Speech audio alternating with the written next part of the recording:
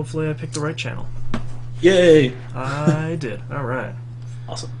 And how? And Oh, speaking of and how, Venture Brothers is coming back. Yes, oh it yeah, is. I saw it just a couple weeks, right? Yep. Just a couple. I can't wait. My friend, you remember Pepe, right? Yeah. Okay, so he's got his text message. Remember that one robot that was like the observer? Mm-hmm. That every time somebody's Ignore me! Exactly, that's his text message with that over tinny ignore me. And I was like, dude, that's awesome. And he's like, dude, you're the only person I know that would even get it. That's amazing. That's fantastic. I'm so pissed. I didn't think of that before. Yeah, that is pretty good. All right, hello to everyone in chat. Chat. Ooh, Django Unchained was pretty good. Yeah, I haven't seen that yet. It was pretty good. Quentin Tarantino with really messy squibs. It was awesome. Nice. It was a damp squid. Oh my god. Okay. Yeah, so dude, I can't wait for Iron Man 3. I'm so excited. I haven't even watched a trailer yet because I know I'm just gonna go see it. Yeah, there's no dude. reason to watch the trailer, except that it's awesome. Oh, I don't care. I've been watching everything I possibly can about it, and somehow, like, I don't feel anything has been spoiled. Like, I am so amped for this movie. Yeah. I'm so excited. I bought the Tesseract Phase 1 Marvel Universe in the steel case that has the... Someone brought that into work. That's a pretty cool box. I know. My friend Keller posted it on Facebook. I'm like, fuck it, I'm getting it now. I can't... I own all this shit already. Yeah. Except for the cube. Well, yeah. And I'm going to have the cube sitting, like, right there. Oh, yeah. Alright, you guys got your what you've been playing? Yep. I think that's all I... Oh, shit. What? I just got to add one more. Got it. Alright. Ready to get started? Yep. Ready. Alright, starting in 3, 2, 1. Welcome back to another episode of That Video Game Podcast. I'm your host, Boston. Over there is Knobs. What's up? And over there is the Hannah. Hey, hey. Let's get started right away with what you've been playing, Mr. Knobs. Yay! Alright, so, recap Monday night, Left 4 Dead 2, Monday night game night, 10 p.m. EST. Please come join us because we had another brutal bout. Oh, yeah, brutal doesn't even describe it, man. We're vicious. It's borderline obscene sometimes. That's a much better word for it, actually. How rough this game gets. I think In Six Chunks is still live streaming it and putting it on his YouTube channel, right? Did I say something dumb this week again? I don't think it made the live stream, though. You did say something dumb, but I don't think it made the live stream. Where I had that moment, I was like, oh, this is being recorded. Oh, no. Recorded for That posterity. might be litigious. That's what. Ignore me.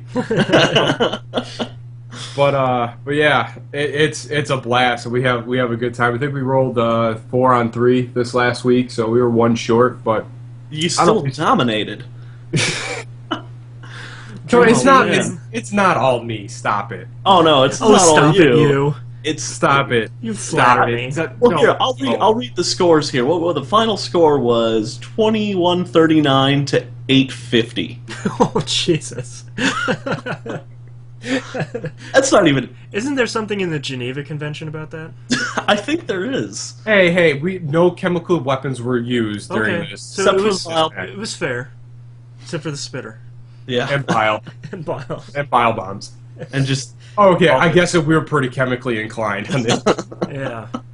But So, it was I- just brutal, dude. I can't recommend this enough for anyone in the community to go every Monday night, 10 p.m. EST on the 360.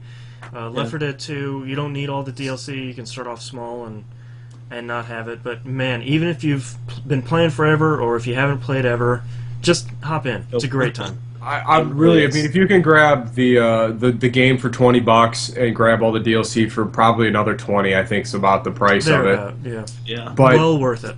yeah, just because I was really looking forward to playing Death Toll, and then someone's like, I don't have DLC. I was like, okay, Go back to the top of the list.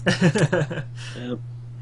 But yeah, Still fun. I'm looking forward to getting back to the old maps again, just because it's those maps with the new special effect. Those maps are just even crazier because like the advantages that you have as a special infected are so much. You have so many more opportunities to do unbelievable damage. Yeah. And don't let like the high scores and the absolute, right? It's still a fun time, no matter how badly you win or how badly you lose. Well, it's literally the point of gaming with friends and no one being a jerk. Like exactly, yeah. We're all laughing and having a good time. Yeah. Right? It's no one's frustrated. World. Yeah, yeah. Well, it was better than whatever that other thing he was quoting the other time. So. Yeah. I'm sure it'll come up in the thread if he's watching, so whatever. Oh yeah, so it's a good time, 10 p.m. EST. Just come, more people the merrier. If we get more in one game going, it makes it even better. Yep. Because then we can start talking stupid stats again. I played some more Guacamelee. Nice. I love the way that game plays. Holy cow. Yeah. It's so much fun. Like, the more moves and stuff, I love that little uppercut thing. That is, like, the coolest thing. I just started doing the special throws and stuff and pile drivers. Yeah. I got a 380-hit combo, like, really early. Ooh. Like, I don't even know... That's pretty awesome. Was it those little tiki dudes? No, it was... one of the areas where they kept spawning guys, and, like, I was cornered, and I just hit one guy, and then just... started throwing them into each other, and each one of those counted like 3 or 4 hits, and then every time, hey, there's another guy to throw, just kept chaining it off. And I was like, wow, it was like Enfuego combo super Yeti whatever thing. It was it's got the little combo meter like Devil May Cry, which I love. Yeah, it's awesome, but that game just moves. Fuck, it just moves amazing. It's pretty. I actually finished it after the podcast last week, and just it's got a little bit of like, it's got more DNA from God, what is that game? I can never remember. What, Super Metroid?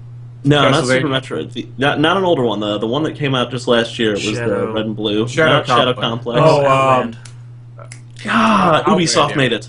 Yeah, Outland. Outland, yes. It's got a little more to that than I would have expected. Ignore me! Ignore me! The boss thing. Because I heard it, and I was like, oh yeah, Outland. And then we said it at the same time. But yeah, it's got more of that in it than I would have expected, especially when it comes to like the boss fights. Well, that and the little portal stuff. Like I was really I was trying to beat up the one giant dude that you come across, and he's like, "Why is he all white? I don't understand this." I was like, "Oh, there's another spiral. I need to jump through that." And that thing tore me up the first time I fought it. Yeah. But I'm enjoying it a lot. I love the luchador whole like over the whole thing. Day of the Dead influence. Pinata stuff everywhere. It's just. The art style is great. I love the way the guy runs, the over-animated arms going up and down. And, my favorite thing is his duck, because it's like 2 frames. It's like up and then down. And there's no, like, crouching in between. Well, yeah. I kind of like how his chest tattoo is kind of moves independently of everything else. Yeah. And dude just looks badass. I just can't get around it. And he looks like such a doppy character at the start. Yeah. You just put a mask on him, he's instant superhero. Yep. He looks like Speedy Gonzalez's taller cousin. Oh man, but that's the impression I get from him. He's just like, yeah. That's the best reference I've heard all week. Yeah, didn't see Speedy Gonzalez coming. Oh man. Epa. Yeah, so I'm looking forward to playing more of that. Just kind of sitting around my kind of downtime, just watching TV, playing Guacamelee, and I'm loving. I played some more Injustice. Nice. I kind of hopped into the challenge. I guess it's the challenge tower where you have like a set number of things you got to do with Superman, then with the Batman, whatever it is. But I played some more online with Sean, and the only time he beat me was infuriating. Or the only times he would beat me is with Deathstroke, and he had nothing but shoot me the entire time. Yeah, I heard a lot of criticism about Deathstroke. I'm sure some of it is the community doesn't know how to deal with him, but it seems like he's a little too overpowered right out the gate. I don't Yeah. see a way to. Usually, there's some moves in every character. I've only seen maybe 2 or 3 characters that can actually move around, getting shot at the entire time. Mm-hmm. Like I.e., close that gap. the characters that can fly. You cannot close the gap once you're frame to frame, like all the way across. Yeah. And it's literally like getting shot with Striker over and over again. And I just set the controller down and let him shoot me because I was just so mad. Yeah, I mean, So nothing else to mad. do. Like I was silent mad. Like Yeah. just gritting my teeth because I don't want to ruin the friendship. Like just Yeah. It sounds like And then- Cable in MVC2. yeah, exactly. Well, that's the thing. Is like you can play that character that way, but you can use him more effectively working the guns. If he was working guns into combos, like he'll hit like a 3-hit combo, then pop rat-a-tat-tat Yeah. on him, would be okay. But it would just be ba-da-da, ba-da-da, ba-da-da, ba-da-da, like. Well, and the great thing about MVC2 is you can just switch out characters and it's automatic hit on the other guy. Yes. So you can get out of abuse situations like that. Yep. Whereas this doesn't quite have that option. But I found another character I really love to play is the Flash. The Flash is awesome. I've heard a lot of good things about the Flash. He's got some really, really cool combos. Nice. And just the way he moves, like they kind of captured him being super fast without him being super fast. Like Yeah, without him being like abusively he seems overpowered. significantly quicker, but doesn't seem like uncontrollably fast, which Yeah. was very nice. Yeah. But yeah, I had a lot of fun, just playing that and just trying to figure out different things. I still don't know how to trigger the battle part where you had to hit the combo of buttons and the other guy goes flying off the screen. Oh, your wager thing? Yeah, the wager. I don't know how to trigger those. I don't know how to trigger the multi-tiered level stuff yet, which when it happens, really cool. Yeah. The transition sequences between the two areas. Yeah. But yeah, so I might play more of that. I don't know because I'm really frustrated because I just don't know anybody's moves. Yeah. Like usually when we would, the thing that was great when we would play a lot of fighting games together, we'd usually have like a 10 or 15 seconds a moratorium, like just trying to see what the guy does before we were like, okay, let's roll. Yeah. This is just like everyone's like in your face, like a character I've never seen before, and I'm next thing you know I'm getting punched, and I'm like, I don't know what's happening. You're getting punched into space. It's just like, okay, I guess that guy does that thing. Like, okay, well, I guess I'll just roll with it and just basic combo my way through the fight. Yeah. Played some Saints Row the Third with Mackie just because I wanted to play through that opening sequence again, and I love Because it. who doesn't? Yeah. It's like my favorite thing in the world ever. And playing it with Mackie, this is his first time playing through it, and he's like, how has no one thought of the skydiving sequence before? Yeah. Like falling out of the plane with all this stuff and shooting backwards, shooting up. He's like, this is awesome. Yeah, it's Yeah. one of the coolest things in that game. Oh, easily. And the robbery fight, you hanging off the side of the giant safe floating in the Oh, air. yeah. Like there's so many set pieces of the open. It's like, all right, we need to play at least. It was like 1 o'clock in the morning, just till we get our first like legit penthouse, because that Yeah. jumping off of that helicopter to Kanye West's Power is just awesome. Yep. Yeah. So happy, and we played through it. We had fun, and my Xbox crashed. I was kind of signed off because I was having headset problems. I was like, all right, see ya. Yeah. Nice. Yep. One of my favorite games. I still love playing that game, and shooting is just it's one of the times where like that open world gets the shooting right, and it's Yeah. glorious. Yeah. It is absolutely glorious, and I just that game's just fun to play all the way around. I really can't wait for 4. Yeah, I can't wait either. Did you see that the Screaming Eagle helicopter plane thing that they have? Yeah. Oh, An it looks- America gun? the America gun. Yeah. Yeah. Oh, that game. I can't wait. I really for a game that I had no interest in before, just kind of picked up on a whim. I couldn't be happier. Yeah. And another game that I played on a whim that I love more than anything else, and even more so right now, is I finished Alpha Protocol. Oh, yeah. Nice. Same here. Since it's been long enough, and I think are we okay to spoil stuff?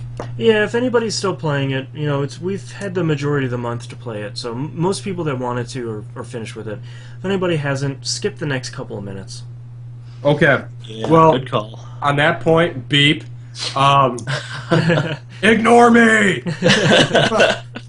I had the best ending ever I don't even know how to really? top this. So, Brian, who Yeah. did you ride off in the sunset with? I ended up with Mina. Oh, did you? Okay. I did. That's pretty common. We've heard 3 of those. I rode off with Stephen Hack. Oh, dude, that's awesome. Ding, ding, ding, winner. How? Okay, so in my Archer playthrough, apparently I couldn't bring myself to be mean to Heck at all. Like I had too much fun. I can't. I had too much fun playing with his conspiracy theory stuff the entire time. Yeah. So at the end where you picked your handler at the end, C was dead. Okay. Albatross hated me, Yeah. and the only person I had highlighted was Heck. I'm like, Well, let's do it Okay. up. I Let's- had let's- all 3 of those handlers available, and I picked Heck because I couldn't say no. okay, well I had Heck through there, and going through it, he's kind of worthless. Yeah. But anyway, like things are blowing up, and he's just talking crap the entire time. I'm laughing the entire time because it's just utterly ridiculous. And being that I'm not stealthy at all in this playthrough, I'm just kicking doors in, setting off alarms. Oh, it doesn't matter. I've got so much shield. I'm just laying into everybody. I get to that point. Did you punch Leland out at the table? Oh yeah, how can you not? It's so satisfying. I kind of think I picked that the first time because I didn't get an achievement for doing it. But Oh, yeah. But yeah, so I punched him out, and he's like, well, bad move, dude. I'm like, all right, we're loose. Heck comes in, rescues me, blast my way through the area, get to the rocket launcher battle at the end of the game, which was a nightmare. As it always is. Actually, here's a fun fact. If you stealth your way through that entire section and kill all those guards, you don't have to fight a helicopter. Oh, yeah, I remember you talking about that. Weird. Yeah, I and lucked out. Yeah, no kidding. Well, yeah, the helicopter wasn't bad because I knew where the rocket launchers were. Like the first 3 times I played it, like in that sequence where I didn't know what was going on, I was getting murdered everywhere. And I was like, oh, Yeah. rocket launchers. Maybe I should use those on the helicopter. Yeah, it's probably a good call. Yeah, because it's got to be a reason for him being there, right? Yeah. Of course. So, so I get through that sequence. I get to the final where I'm fighting Leland, where he's shooting rockets at me the entire time. I kill all the dudes around me, pop up a couple hand grenades up top to loosen his shields up. I got up top and I was like switching left, switching right as he was shooting, just kind of like, you know, pop, pop, pop, run away, pop, pop, pop, run away, pull out my thing, rat-a-tat-tat, and with headshots with the quick shot on the pistol thing. Oh yeah. Finally get him down. It gets to the sequence. I start talking to him. I was like, all right, you know what? I think I'm gonna let him live. And after that first time I let him go, I get sniped out of nowhere from the redhead. What's her name? Scarlet. Yeah. Scarlet shot me. What? And then What? so I'm like, holy cow, when was this? And then all of a sudden, he's like, yeah, like, so I'm on the ground. He's like, oh, so you were supposed to be the assassin in Taipei. I was like, what? What did I miss? Like, I think my I would God. put that together at some point. Yeah. That's insane. So anyway, so they're about to finish me off. They're both standing over top of me, and then all comes a silhouette out of nowhere. In comes Heck with a shotgun and blows her away. What? And I'm like, yes, it is so awesome. The I'm best so ending. happy. So then I get another chance to kill Leland again. I let him go again. I just kind of put a boot to him and kick him off the side, but he survives, I guess. Whatever. So then I get into there, and then Heck does not stop talking the entire ending sequence. The entire time he's like, well, okay, well, since we just pretty much destroyed everything in every area we've ever been in, why don't we kind of go below the radar? He's like, Heck's like, dude, that's not our style. We need grenades. We need grenades, bombs. We need grenades on bombs, on nukes. We need grenades, bombs on nukes. And just this ramble keeps going on and on and on as we're driving off. Oh, God. And you just hear Michael, this like, ugh. this sigh as I'm It's like, going what have off. I done? So now I have to figure out a way to end the game with Say, because it has to be possible, right? I would assume, yeah. Yeah. Because I've heard of people rolling off with Scarlet. I've rolled off with Mina. I didn't even know Heck was on the board Yeah, to I go didn't either. off into the sunset with. Wow. That's amazing. I couldn't believe it. I could not believe it. And at the end, he gave me my list of it. Everybody hated me except for Except for heck. Everything was at a hatred. Like it Wow. was just it, like -10 the entire game. That's I didn't savor this time through, and they just kind of told you, it's like, well, you see how much you care about your friends. I was like, dude, woman hated me. Not my friend. This shit little bad. I'm like, oh, all right, Yeesh. no skin off my back, sir. So Alright, it's we're done with spoiler time. oh, it was fun. Oh Yeah. fun. That was probably the most fun playthrough I've had. It sounds like it.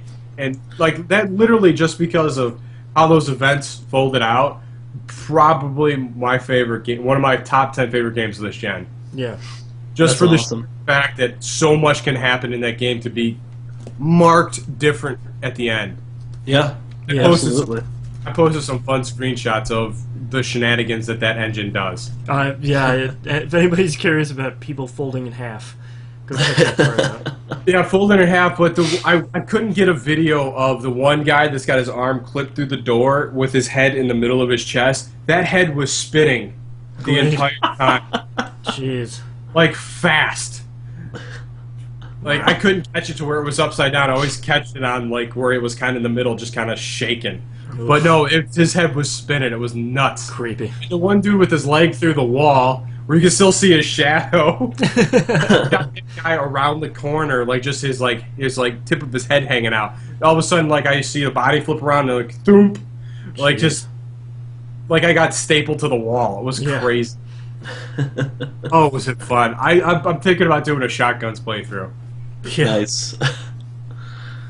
Yeah, the way I ended up with Alpha Protocol, it's weird because like my ending was completely different. I was playing kind of an opportunistic playthrough. It's like, yeah, I'll get these people to like me, but I don't care about these other people. Yeah.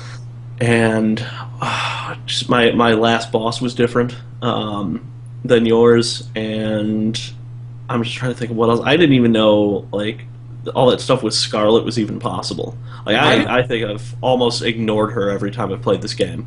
Like I was the same way. I was like, what? Like, Yeah. I was so excited. I found someone online that I knew I was playing. I had to tell them like immediately. Yeah. I was Yeah. so amped at that ending. Man, I can't recommend this game enough. Especially, I mean, every time we play it, everybody gets a different playthrough and an ending. It's incredible. Yeah. Well, and the best part is I finished my recruit playthrough, so I immediately started a veteran playthrough because I had to see what that entailed. I thought it was going to be like you get, an extra like level to start off with. Yeah. You get 120 ability points to start your character with. What? You get 120. Is that all the points in the game, basically? No, not quite actually. Okay. No, I think it's all the about points 12, from that 12 playthrough. levels worth. Yeah. Yeah. Oh, and if it was all the Interesting. points from my previous playthrough, it would have been like level 19 or 20. So I Yeah. think it's a fixed. Yeah. I think it's a fixed thing. Wow, But that's incredible. the only thing that bothers me is how they sort of unlock the tiers of stuff. Like you can max out to a point and then they lock you in. Mhm. I wish Yeah. they would just uncap that so that you could just max one thing out. But it's still got the same like capping on that. Until you hit that level that it bumps up a little more. Yeah. Yeah, and I finally have my stealth and pistols and stuff a little further up. So I mean, I right gotta now, play it. level 6, I'm effectively level 18. Yeah, wow. Level 18 in skills. Yeah, that's Yeah. got to make the front half of that game so much easier. Oh yeah. Like I got to figure out. I don't know how I want to play through it for the third time because this was just this was just amazing. I might do another Archer playthrough. Yeah. It's kind of what I'm doing now. I'm just doing everything to my character's advantage. Yeah. I know I have to milk that achievement for not killing that guy at the beginning of the game because I did it twice. Yeah. I got to figure out who I can spare and who I can be a jerk to and whatnot. But Yeah. it was. I might look up a fact and find a playthrough that just ends with I need to get Say in that boat. I need to. Yeah.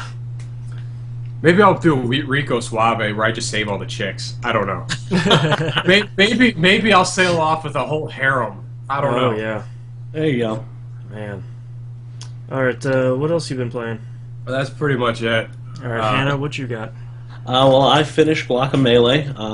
awesome game. Really, I can't. Who was it that sent in the email about it? Because that sold me on it, and Yeah. I couldn't be happier that we got that. And it's a really fun game. I can't wait to. I'm going to give it a rest for a little while, but I'm going to go back in and just trawl through all the map and You're like find 100% it stuff. Yeah, Yeah. yeah. So that's going to be fun. But sticking with the Vita for now.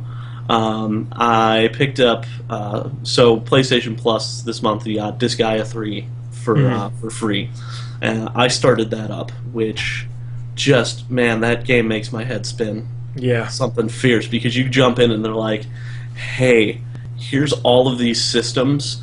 By the way, they kind of all have their own little internal subsystems."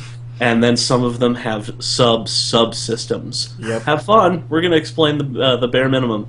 Yeah, and I know that there's somewhere you can go and do some sort of training in the game, but Yes. even when you try to do some of those, it's like, well, don't forget you can train your characters up to be a mentor for other characters, and then you roll them up, and then they can have a subclass, and then go into items and do stuff, and I'm just like... And then you can absorb them. Yeah, I'm just like, yeah. the what? Oh, I'm just going to go Oh, my brain stomp through parts. some maps. Oh man, but like the actual tactics and stuff, and I did not know that this one had like a straight top-down view if you adjust the camera properly. Oh, interesting. Oh, I wish every tactics game had this, because it just gives you like the chessboard That's what I was going to say, yeah. of the whole, and to me it's so much easier to think tactically with that view. Yeah, The isometric kind of drives me insane. yeah. Yeah. But I'm having a lot of fun with it. It's going to be one of those games I pick up and put down and pick up and put down, like just because there's no end to it. I mean, I'm sure there's an effective end to the story, but there's no stopping the insanity that is that game, because you can make progress, but you're just going to start back over again and make even more progress, and it's just it's never ending. And it's fun, but I occasionally just get a little overwhelmed with that stuff. As much fun as I'm having with it, though, I have to say I'm a little disappointed with the lack of like touchscreen stuff they have with it. Okay. The fact that I can't like select text and stuff, and just I wish you could just tap on a dude, it would show his movement area, tap on where you want him to go, Yeah, and that should be it. That's how I should be able to move my dudes around. yeah. I think with a better touch interface, you could even release a smartphone version of it. Oh, especially if you have that top-down interface. I mean, that makes it yeah. way easier. Yeah, it makes it way more accessible, even with all the, hey, you can jump into your weapons and level those up, and hey, you can go to homeroom, and, you can seat people next to each other and get advantages because you're all buddies because you sit next to each other in homeroom that you never go to because you're demons. It's insane. It's insane in the best way possible, though. Yeah. And that I've been playing, here and there, just when I know I want to, really dig into a game. But when I want to just zone out, it's been Lumen's Electronic Symphony, which I picked up for super cheap off Amazon. And Which is so there's so many Luminous games. I get lost on which is this the Vita one? Yeah. This is the Vita one. Okay. Yes, and this is just it's just pure Lumen's candy. Yeah, it's Luminous. I'm sorry, I always brain pronounce candy. that wrong. Well, it's better when we thought it was Lumines The for Lumines. years. Lumines. Yo, Play I with picked up the Lumines. Lumines. And the original Luminous sold me on the PSP, and this one is just as good, if not better. It's funny that Luminous is kind of like a killer app for handheld consoles. Yeah, it's like the new wave Tetris. Yeah. Yep. Yeah, exactly. And It is. It's like if you have a Vita or a PSP, you have Lumines. I mean, it's like every kid that had a Game Boy had Tetris. Yep. Yes, it's the same thing. Might as well make it a pack-in. Yeah, they really should at this point. It should be one of the free PlayStation Plus games. And it really shows off that It's- screen. It really should be built into the Vita. Yeah. That should Part of the it's just the firmware. firmware. Yeah. It's just That's the firmware. It's Yeah. Lumines firmware update 3.8. Yeah, all you just have to beat this song, and then you can access your settings. That's just been like I zone out for hours at a time with that. I don't even most people will put on TV or something. I'll just sit in the dark and play Luminous. Yep. And I'm gonna say, my Let it eyes wash bleed. over you. Yes. how many weeks did I play that game in a row? Oh yeah. Like, it was Months, I don't until I got every trophy in it. Yeah. Well, I think my first, like, I did the Voyage first, and the first game I played, normally, you get a few in, and then you kind of peter out. I think I broke 700,000. Jeez. And then finally one just got a little too quick for me, and I was like 3 a.m., and I'm like, I'm going to fall asleep. Oh, well, okay, game over. Yeah. Yeah. All right, time for bed. Did you, are we friends on PlayStation Network? I think we are. Maybe. I'll have to double check. I don't have a lot of people on PSN. I gotta see our, the little leaderboard's nice, too. Mm-hmm. Yeah. I'm going to have to get on that and friend a few more people. If you got me, I'm just the Hannah on there, so... but yeah, so that covers pretty much all the stuff I played on the Vita. Let's move on to everything else. Outside of Monday Night Game Night, I actually played some Left 4 Dead 2. I played some of the actual campaigns with my buddy Joe, because we both were sitting around one day and we were like, hey, you should swing by. All right, let's do some couch co-op. And I am so happy that this game didn't do vertical split screen on my widescreen TV. That made me so happy. Oh, It just sliced it down the middle, and we each had a side, and it was a decent nice. size. And you could actually see, like, it was couch co-op that was enjoyable. Yeah. Yeah. And I think we played through, what's the first, like, the top map? Is that the Parish, or is that something No, else? it's Dead Center. Dead Center. That's Yeah. it. I think we played almost all the way through that. I think we got to the last level and just didn't work out for us. If you don't have, I would. if you don't have 4 people, that last section is really tough. Filling up that Yeah. car. Yeah, that I'd be upset if I didn't know the answer to that question after playing the game for so much. Yeah, filling up that car. Well, see, we filled up the car, and the computer players and my friend Joe survived. I did not. So you got no credit for it at all. Yeah. Wow. So, and then I think we played the what was the Carnival one? I can't remember the Dark name. Carnival. Dark Carnival, and the end of that one is fantastic. Dark Yeah, the Carnival's the stage. one with the stage, yeah. Yes. That one's classic with the Midnight Riders. Oh, Yeah. Oh yeah, yeah. And actually, the reason so when I first played Alan Wake, and you get to that end of Chapter 4, me and Joe were playing through that. Like we'd switch controller every once in a while. We got to that part, and we both just loved that part, and that portion of Dark Carnival reminded us so much of that. Yeah. And we both looked at each other. I was like, hey, I'll play lead, you play rhythm. We both picked up guitars and just started bashing. Oh, Left 4 Dead 2. Yeah, it's a good time. And then right after that, I was nice and warmed up for Monday Night Game Night, and it didn't help at all. Let's see, what else did I play? Oh, we also played a game of Risk Factions, and that's just, man, you can't beat that on World Domination. No. Just trying to take over that entire map. That's easily one of the best XBLA games, hands Oh down. yeah, because you can just pick it up and play. Like, if someone knows what Risk is, they can just play it. They Even don't if have you to don't. worry You about don't know what a risk Yeah. is, you just hit a button. Yeah, bigger numbers Exactly. beat the lower ones. Yeah.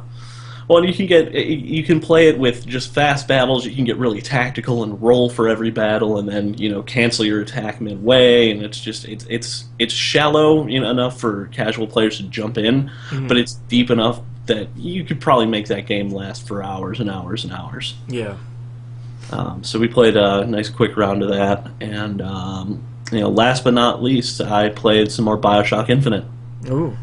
And let's see, I just got to the point where you are separated from Elizabeth for the first time since you met her. Right. And that gets really interesting, Mm-hmm. especially when you finally catch up with her. Yeah. And I'm finally getting into the portion of the mechanic where you start using the tears. Yeah. Which I thought that was just going to be a story thing. I had no idea it was an entire game mechanic in the Yeah. game. And it gets really interesting because Those extra sky hooks are really helpful. Yeah. Yeah. Oh, yeah. But especially when you got some dudes that you're like, okay, well, I don't want to go head to head with these guys. I'm just going to jump up here and land a nice melee attack from above. Death from above, if you will. Yeah. And that's just, man, that game gets more and more brutal as you get deeper into it. Mm-hmm. And not just like the firefights, but just like the story and the characters just get more and more crazy and ridiculous. Yeah. I'm at a point where I'm really excited to see where everything goes. Oh, you'll be very, very, very happy. Yeah. Yeah, that's what I've heard. I've heard nothing but good things. The about only it from the only all frustrating part towards the back half of that game is it feels like your guns get severely nerfed. Like everyone seems to take way too many shots to put down. Like the only gun that really was very effective towards the end of the game was the hand cannon. Yeah. Because it seemed like every time I leveled up that carbine, it seemed to get less powerful. Like it made no sense. Yeah. Yeah. That's lame. I've been a big fan of the shotgun so far. I've almost used that exclusively, and the machine gun. Other than that, I've just been murder crows and everybody because that's just really entertaining. Yeah, I love murder crows. And especially when you get the upgrade that turns all the bodies into crow traps, you can just Crow mark traps. that once or twice, Yep. and you don't really have to worry about an entire room of enemies. You just pepper some shots in here and there if one gets through, but other than that, it kind of just takes care of itself. Yeah. Yeah. But yeah, that's pretty much all I've been playing. My girlfriend and I have been playing a lot of Borderlands 2 lately, and we last night, 2 nights ago, recently, we had finished the second playthrough for our main characters. So we decided, like the fools that we are, let's start the third playthrough. Don't do that. That I You don't guys know. had some golden keys, right? We're having trouble making it to that first boss. Ooh. Yeah. First off, the great thing it does skips that whole crappy tutorial section of the game. It lands you right outside of Liarsburg at the very beginning of that game and skips all that dumb stuff. Oh, so you don't have to run around with the clap trap again? Yeah, exactly. Like none of that stuff. But man, so here's the thing. Here's the things that third playthrough does. All enemies have 4 times health. Oh. All That's enemies too much health. All enemies regenerate health. That's also too much. While you do a lot less damage. Let's just say it outright. Thankfully, slag is more effective, so you do 3 times more damage with slag instead of 2 times. Enemies do drop more ammo, but that doesn't really mean anything because you're blowing through ammo like a hot knife through butter. I know that didn't make any sense. It is so super tough, and it seems like it does enemy scaling differently. So first off, it scales the enemy levels to the highest character in the game. So you can't power level through third playthrough. It also seems to always scale the enemy levels up.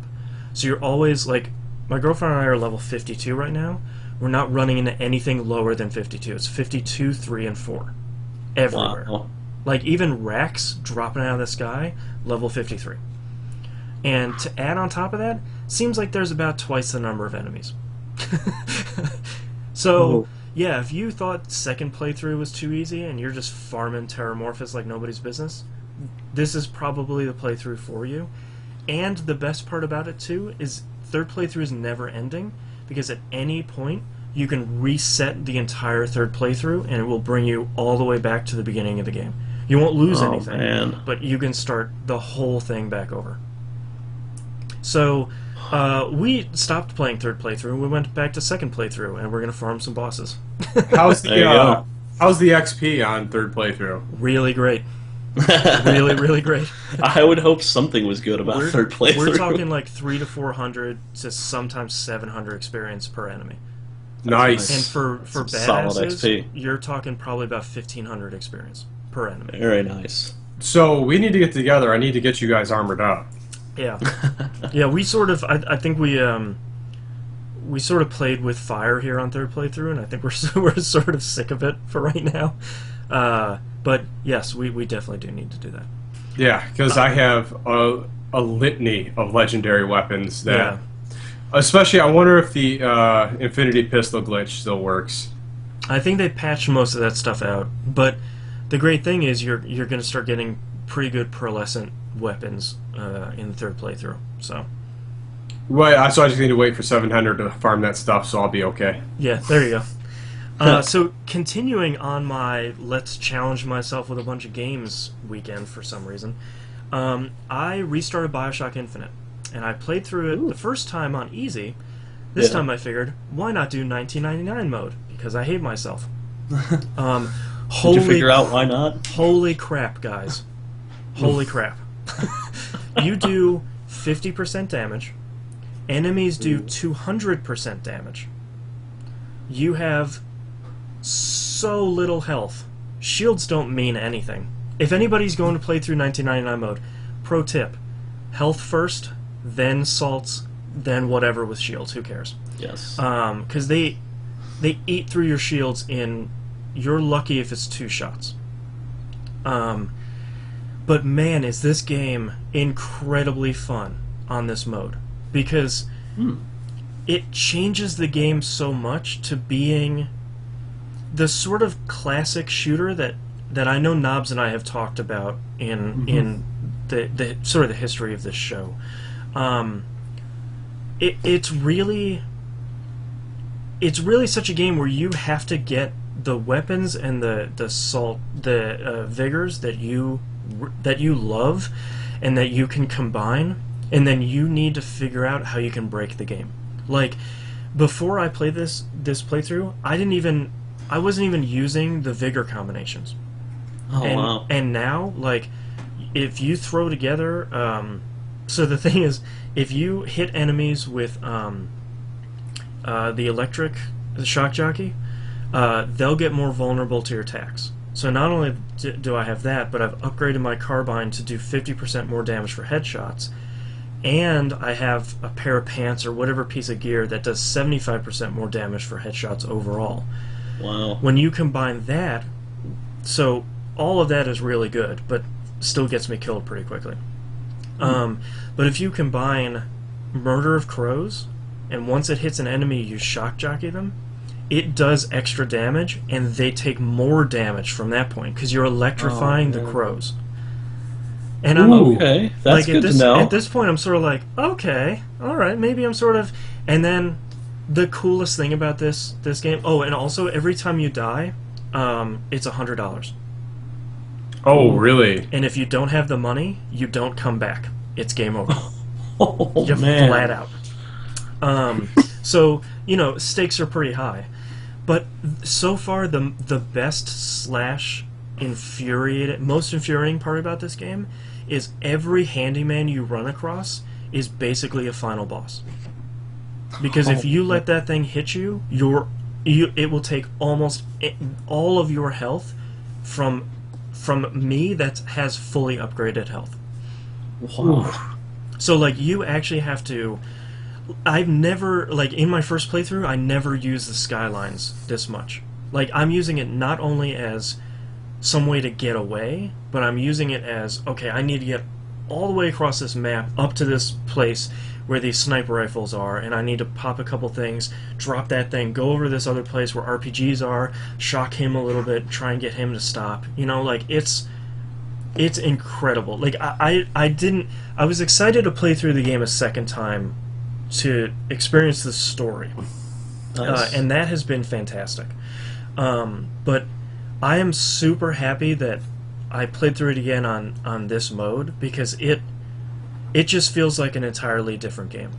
And I get the impression that a lot of people that played it on normal, this is even still an entirely different game, just because of how the enemies react, how much more powerful they are, how you're really fighting against the river the entire time. And it's just, when you finish a fight, it's really like, okay, now I'm down to this tiny little sliver of health. I need to go find every pineapple and cotton candy and can of beans I can find around the environment, because not only am I out of salt, I'm out of health, I'm out of ammo.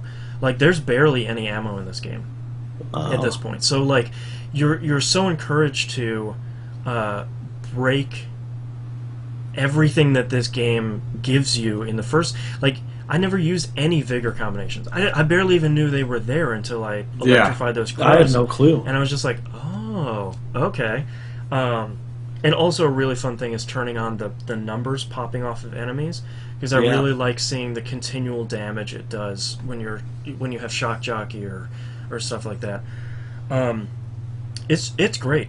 I mean, it's infuriating, and it's controller biting infuriating. Nice. But man, is it rewarding, especially when you. One of my favorite things too is to upgrade the. One of the first upgrades I did was the possession, the suicide possession. Yeah. Oh, nice. And one of my favorite things is finding the biggest dude in that area, like somebody who has an RPG, and sort of sneaking around just to possess him, and then like running away, just being like ha ha ha ha ha, and then watching him blow everybody else up, and then as soon as his possession's over, aim straight at the ground and blow himself up, and then the room is entirely clear, and I didn't have to lift a finger. Nice. Ooh, I heard a pro tip from Mackie, because I had trouble with one of the ending sequences with the Zeppelins. Yeah. I guess you can use that bullet catcher one. Use your combo shot on the actual thing you're trying to protect, and it absorbs all the bullets, so it doesn't take any damage. Interesting. That's I a didn't good even pro tip. didn't even know that was even possible, that I you will could drop a mine like that. I will probably need to use that for this playthrough, because if I'm having this much trouble at the beginning, the final sequences are going to be really tough. But yeah, I found that very interesting. I figured I should spread the word on it. Yeah, I played this. The last time I played this was Saturday, and I'm over 3/4 of the way through. Because once you know how to where you need to go in. Also the best part about the 1999 mode, the idiot line is disabled. Oh, Oh wow. no! Oh, no! Yeah, that turns out to be real rough. Where I'm in a giant room and I'm like, I don't know. I Oh guess man, I I'll can see myself walking into trouble all over the place. Yep. Yeah. Especially that area in this sane asylum. Oh, and also, it just keeps getting better because you don't have a lot of money in that playthrough, but I'm also trying to get the achievement for not buying anything from a dollar bill in 1999 mode. Oh, Ooh. So, little tough. So I'm over 3/4 of the way through, and obviously no spoilers. But for those of you that have played the game, there is a recurring boss about 3/4 of the way through that game, and I am totally stuck at the first time you run into that boss now. is he not in the game proper? No, it is, but I can't say any more because it's Is it the? no. Okay. We'll talk about it later. Oh, all right. I know which one you're talking about. Okay. Yeah. Don't know how to do any of that. So, and every time you die, the enemies that were in the area get all their health back. So, super great. Yay. But I know I'm really not selling it, and I know I'm really somebody. Pflux said in chat that note to self: skip 1999 mode. Yeah, it's certainly not for everyone, but I liked the idea of playing through a mode. I like really difficult modes, and I like the idea of a mode that sounds like it was designed really well out of the gate, and it is. But man, it is really just you got to be on top of your game playing that mode, and it's super great. And hopefully by the end of it, I'll have like 300 more achievement points because the 1999 mode is 75 points, and the dollar bill one is 75, and I'm getting all the rest of the like collectible achievements while I'm at it. Cool. So we'll find out next week if I just like flip over a table and I'm like, F it, I'm out, done. Nope. But that's all I've been playing. So let's take a break. Break. Break. Whew, I'm gonna grab something to drink.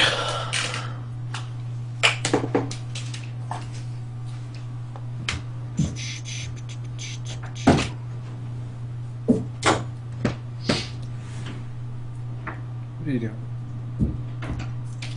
What are you doing? Yeah. Yeah. I'll grab it. Oh.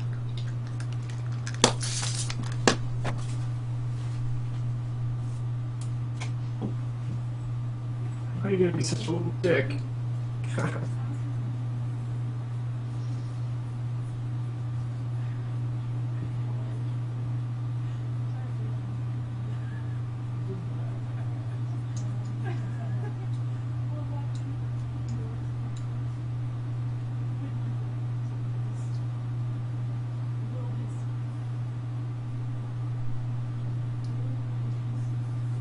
Alright, boom. Get down. Boom. Get down. Boom. Boom. Boom. God. Boom. Get down.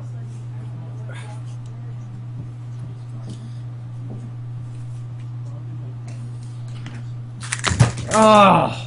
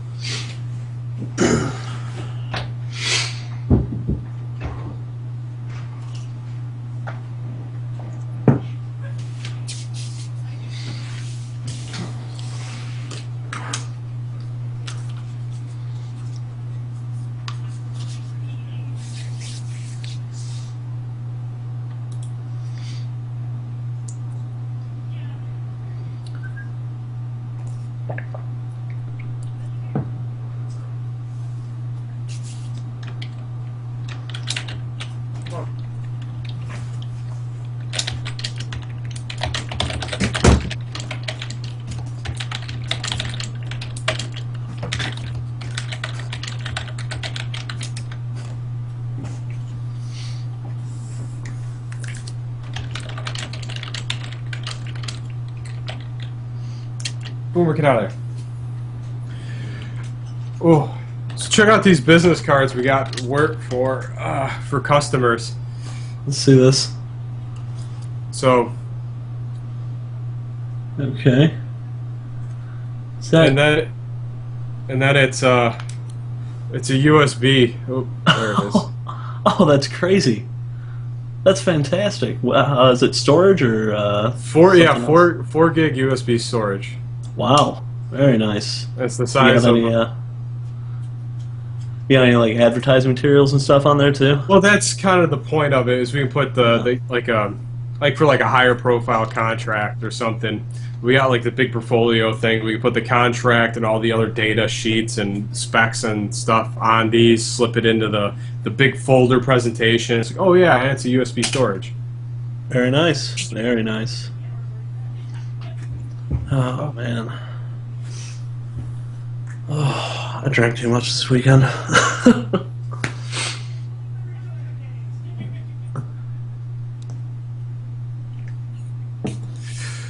Oh man, I need to find some. I need to go to Monoprice. I need to get an HDMI Mini. Or Yeah. Micro. HDMI Micro.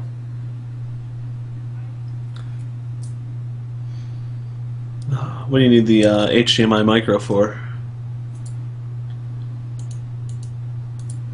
For the tablet. Ah, okay. Yeah, I had one of those on an old phone. I don't think I ever used it though. It works. I use this. I have an HDMI Mini that I used on my tablet when I was trying to show something. Like, here, just let me plug this in, look it up. So we flip through it, boom, boom, boom. There it is on the screen. Nice. That's pretty awesome. Yeah.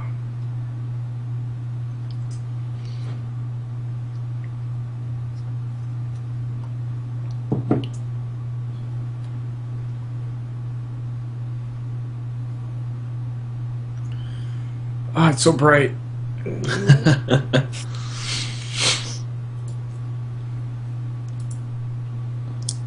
Yeah, I'm glad you're having fun with Left 4 Dead. Oh, dude, it's tons of fun. I played the original back on PC when I got it the first time, and it's fun. It's really a great game, and I never played the versus. I always did the co-op. Like, we'd always just go through the map, and I never played the Special Infected ever. Like, the first time I played Special Infected was when, I hopped on for Monday Night Game Night for the first time. And, man, that's just a completely different game when you're playing one of those. Oh, yeah. It's a whole different beast, and I really like that they put that in there. Like, because they could have just made that a co-op game and just been like, no, there's not going to be any verses or anything like that. But yeah, I mean, you put that now in you there. now you can see how the reason why we've been playing that game for so long, because it's just so dynamic having people on the other side of that game. Oh yeah, well, not only having people on the other side of that game, but then you still have the AI director throwing regular zombies at you in swarms. I would love to see a version of that game where you have not only someone, people on each side, but you have someone sort of acting as the AI director and doing like over the top, like top-down strategy. Like have a cooldown like on hordes and tanks. Yeah, and then even on like items and other stuff, and you can place those in the path. Almost have like a dungeon master. Exactly. Yeah, it'd be an interesting take on the whole thing. I wonder if anyone's ever modded the game up to do something like that. I'd imagine something on Steam is like that. Yeah. That's actually part of the reason I'm excited for the new Neverwinter game, because if they bring that back, I'd totally hop on that game. We could do like get the Steam game night going into like almost a D&D night. Yeah, I guess those guys played Unreal UT2K4. Yeah. Why did you I missed it. Me? Oh, I dude, thought you were there. No, I was not there. I was cooking. I got home late and I was like, I'm hungry. I'm going to make a crazy chicken dish. Yeah, I should have paid more attention to that. Right, 'cause I'm kind of upset now. I missed it. It sounds like they're gonna try and make that a regular thing, so I'm gonna pick that up on Steam, or see if I can dig out my old copy. Now I'm having Or trouble maybe you linking. can send me one of your 12. Well, I'm having trouble linking all my old copies into Steam, Yeah, that would so be. I might just buy another one. Dude, it's like $4. Yeah. Well, yeah. You have purchased one new $60 game 3 times in multiple times in the time I've known you. Just buy UT2K4 again. Just do it. Oh, Yeah, fuck. man. Yeah, I really what the want hell to is get my in. password? I really got to get in on that Steam game night. I have been every time I go to do it. It's like, oh, it's Thursday and something came up. Yeah. So I'm gonna try again this week and Hello see to what more people happens. in chat. Yeah. Is there more? So much chatting going on. What's going on, Yep. peeps? We got in 6 chunks. We got Ian Cost. What's up? Someone earlier asked Knobs if you've done something different with your beard. Anything new? Just trimmed it? Maybe just trimmed it. Not the scruffy looking piece of crap I got on my face? I got under here a little bit. Yeah, that's what I gotta do. Trying to keep this line straight is difficult. Yeah, that's the problem I've been having. But I've been kind of going for more a cleaner look, like just kind of like right, because I have to look professional sometimes. It's true. So the boss's wife, Marianne, she's like our main secretary. She's like, "All right, so you're gonna keep that thing all year?" And I was like, "I don't know. Once it gets hot, I'm probably just gonna trim it back down to a goatee." She's like, "What, this thing?" I was like, Well, she's apparently like, that's not your vote. "Well, yeah." So I was like, "Yeah, this thing, the goatee. What's wrong with that? I've had that. It has a name." She's like, "I hate it." I was like, Wow. "Hey, you tell me this now? Yeah. This Had that thing for years. ridiculous monstrosity I've been growing on my face is okay?" Hey man, the ladies love beard. They do. Like, I don't get it. Well, My girlfriend, I told her the other day. I was like, "Oh, I gotta go and shave," and she's like, "Not the whole thing." I was like, "No, I'm just gonna trim it up." She goes, "Oh, whew, thank God." Dude, my girlfriend's the same way. I was like, she's like, well, I did the because chin strap. like I had a picture of myself with a big ratty beard, and she's like, I kind of like that. You gonna grow that back? I'm like, what? What's wrong with you, lady? I was like, yeah, sure, I'll grow it through the winter. P-Flux says, "LOL, my boyfriend thinks he's Gandalf the White." Actually, the bass player from Lamb of God kind of looks like Gandalf the White. Yeah, that's true. Search Ian Unreal. Cost says, "Beardcast." Hell yeah. See, we replace Ryan. We need to up the number of beards. Gotta up the beard quotient. Unfortunately, my fiance doesn't agree with the beard effort. Yeah. I had the chin strap beard for a little while. I like it, but the problem is it grows in great here, not so good over here. Hey, It's see, like I had full.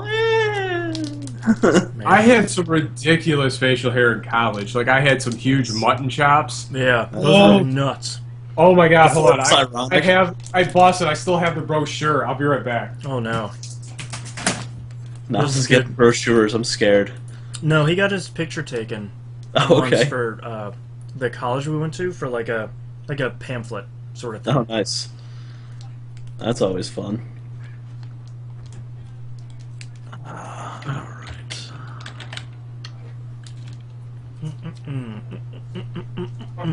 Cheese, cheese, cheese. Oh, P-Flux asks, "Is this a Twinkie?" No, it's cheese. Is it a what flavor Twinkie is that is also cheese? Colby Jack? I think it's Colby Jack. I don't know. I'm just really hungry. I haven't eaten lunch. Okay. I never get a chance to eat lunch on Sundays. Okay. 'Cause it's like Do you remember this, Boston? I do. Okay, so From our alma mater, for those of you, this is a fun little thing. This is where Knobs and I met. This That's college we both went to.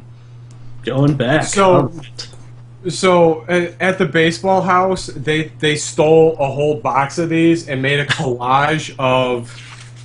Hold on.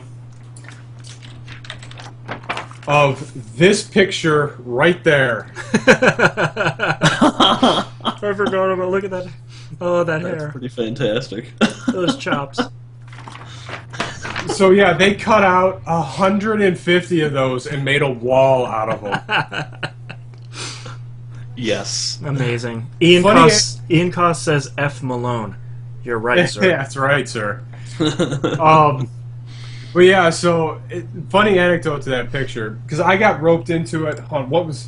Where is it? This girl right here found me walking around campus. She's like, "Hey, do you want to be in the brochure?" Sure, Sure, Okay. whatever you're doing, I will say yes. Sure, I will follow. Where are we going? I'm in. So next thing I know, I'm in the room with Freeland, and he's like, "Here, hold this," and it's a skeleton of a cat. I was like, "Oh, what does this have to do with?" "Oh, it's for the science thing." It's like, okay, I've never taken any science here, so. All right, and then he pulls out this giant dinosaur of an iguana out there, and just sitting there, he's talking to me. Next thing you know, the iguana lurches off of him onto me, and I'm like, "Get this thing away from me! This is freaking me out!" And the thing's like whipping its tail everywhere. Oh, that thing hurts too if you get hit with it. Oh, like whipped me in the face a couple times, and then once it settled down, I'm sitting there. I'm like, take the picture, I gotta get out of here. Oh man. But yeah, so I was like laughing terrifiedly at what was going on in that picture. So Yeah. Very nice. Ian Cost says Cavalier Pride Knobs. hey, I worked there for a number of years too before I moved out of here. Out Nice. to here. I mean, yeah, it's funny because I mean there was another. Holy shit! I know Bonnell made the picture. college days. That's where Knobs and I met, and then it was all downhill from there. Oh yeah. Also in this little bubble, I'm like way in the background too. Nice. You know, Knobs and I every once in a while when we were recording back in my apartment, we had these discussions about like, what if we would have started the podcast in college? What would this show have turned out to be? Like, what sort of Good question. disaster would this show be? Because I mean, I had the technology. I mean, we all had the technology. We had Oh yeah, we just a microphone and a sound recorder. and 2 turntables. Ian Cost says drunk. It would have been drunk. Yeah, you have no idea. Yeah, back in that day, It would have been like back in that day. Dignation. Well, yeah, could you imagine like the absinthe cast we would have had? Yeah. Where- Flex says nothing. You both would have been in jail by now. Well, probably. It would have been admissible as evidence, but Yeah, exactly. I would like to present Exhibit A, episode 300 of it's just, this dumb. It wouldn't even have been called TVGP. That's the worst part.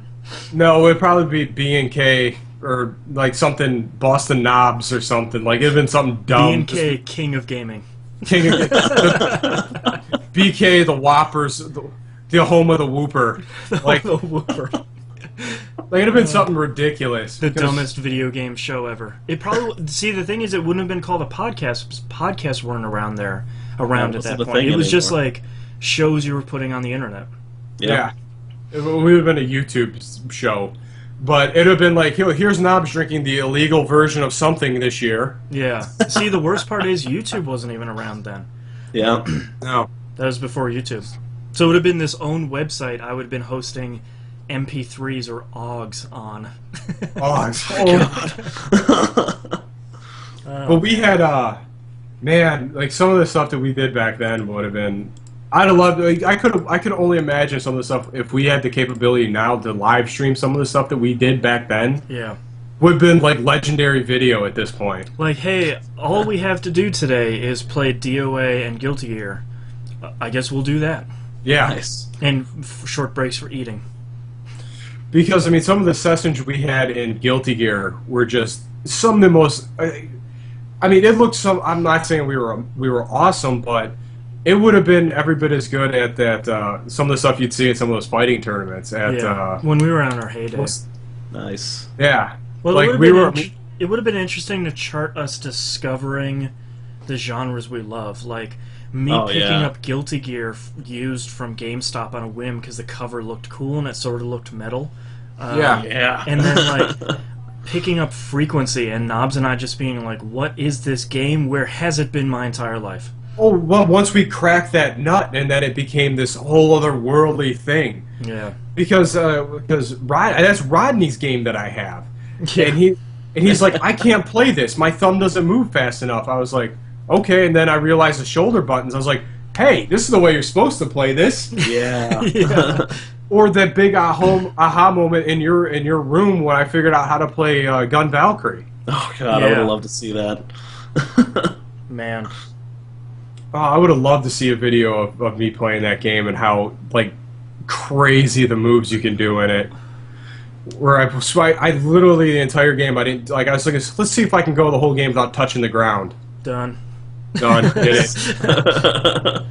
Did it. Or some of the races we had, or some of the challenge runs we had in Project Gotham. Like how technically perfect we were pulling these turns off. Yep. Nice. All right. Well, hope everyone enjoyed us traveling down Boston and Knobs Friendship Memory Lane. Frontcast. Friendcast. Friendcast. Let's hit the next segment here. I shared show notes. Yeah, you guys are already in there. Oh, it shows your little icons now. And Yeah, Yeah, it's pretty fancy. I just saw that up in the there's comments. a little chat thing going on too. How cool is this? All right, Google. This looks like Babel integration is going to start rolling out soon. Yeah, now keep Google Reader and I'll be happy, jerks. Yeah. Just switch to Feedly, man. No, I hate Feedly. I switched to the Really? old reader, and I'm actually I think Dig is on the right path for making their Google Reader. They're asking the right questions. Nice. So, all right, Hey. I am ready to. I'm ready when you guys are. All right. I had something pop up here. Ready to friendcast it up. Indeed. Oh, stop it, Steam. Why are you yelling at me? Stop yelling at me. Ignore me. Ignore me! Ignore me. Oh, man. All right.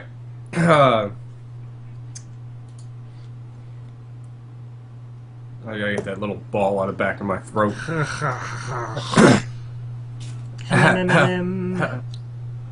Me.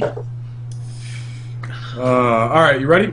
Yup. Yep. All right, ready in 3, 2, 1. Welcome back, everybody. We got releases, downloadable games. Poker Night 2 for XBLA and Steam, 800 points and $10 respectively. Includes this one includes Claptrap skins, Brock Sanson, Ash, Army of Darkness, also Evil Ash, Yeah, Nice. that's which true. is even better, and Sam and Max. So From my favorite thing is the evening of the Poker Night one seemed okay and the characters seemed fine, but like you playing poker this time with 4 of my favorite fictional characters, especially Brock Samson. yes, Especially Brock Sampson. That's well, pretty since I great. named my dog Samson, so Yeah. Nice. That's yeah. They made that game for me. yeah. That's awesome. I definitely like the one skin they had for the assassin was the portal, the portal drone head. Oh yeah. Nice. That's awesome. That just looks cool on him. All right, Soul Calibur 5 for PSN is $20. It's a great price. Yeah, Yes, it is. That's I heard it's a great really game. good game. Oh, Really? I heard they just kind of killed like the counter system with the fact that they limited it. I didn't even know they had a counter system. Oh, dude, guard breaking is fantastic. Wow, there's a whole Soul Calibur game I didn't know about. Yep. Yeah, there totally Is is. that Vigor 4? combinations. No, dude, you can do it in 2. It's guard impact. You just got to move the stick right when you block. Huh, I didn't know that. Yeah, it gets real interesting. Wow, I might have to revisit Soul Calibur. God Mode for PSN is $10. Beans Fury in chat says Vita Soul Calibur is free. I think that's a PSN Plus thing this month. Yeah. Oh. How about that? I missed that one. Thank you, Beans. Yeah. Hey, God Mode for PSN is $10. Thomas Was Alone for PlayStation 3 and Vita Cross-Buy for $10. I can't wait to play that. I've heard so many good things about it. You know what was fun? I actually, this just reminded me of John Dies at the End. I just watched that movie on Blu-ray. That is fantastic. It's one of I've my heard good favorite. things. It's one of my favorite books, and I haven't watched the movie yet. The movie was really, really good. The book is outstanding. I didn't even know it was a book. I'm gonna have to Yep. watch it because that movie was really funny. Yeah. PSN2 Classics, PlayStation 2 Classics, Fire Pro Wrestling Returns for $10. I don't remember that game at all. No, I don't either. And Black Rock Shooter for the PISP. That's $20. That seems a bit much. Yeah. It's brand new, so I don't know. Oh, wow. Yeah. That's slightly better. Then it's a little okay. Just a Yeah. little. U.S. release for the week of April 28th, 2013. Bringing April to a close here. Soul Sacrifice for PlayStation Vita. Deadly Premonition Director's Cut for the PlayStation 3. I thought that was out yes. weeks ago. I'm so excited to play through that game again. Oh, man. I might have to pick that one up. Xenoclash 2 for the PC. Far Cry 3 Blood Dragon for the PlayStation 3, 360, and PC. Is this a standalone thing they're releasing, or is it not? I can't figure out. Every time I see it, it's either an arcade title or it's some sort of something. I don't know yet. Yeah, I'm not really sure either, but I'm definitely intrigued. Yeah. Fez for the PC makes its debut. God, that's Nice. gonna be so good. Let's move on to Finally played news that. stories. TVG PSA Guilty Gear Doubles X Accent Court R does not have online support on Vita. They had promised this. They had advertised it, let's say, in earlier trailers, and for some reason, it didn't happen. So I'm not gonna say you shouldn't buy it, but I'm saying if you've played other Guilty Gear games, you probably shouldn't pick this one up. If it's your first Guilty Gear game, this is probably a good point to get in it, but more than half of really any fighting game's appeal is playing it with your friends or randos. Yeah. Hey, at least it's not Guilty Gear Asuka. Oh, Preach that's a on, bad brother. word. For real. Yeah, that's a 4-letter word here on TVGP. But it's 5. Haha. Alright, next news story. Next Xbox announcement will be happening on May 21st. Finally. Yep. Yeah, finally. Like, Come on. So they says the event is, quote, will mark the beginning of a new generation for games, TV, and entertainment, end quote. They'll be streaming it on Xbox.com, the Xbox 360 itself, and Spike TV. Yep. So at this point, I would like.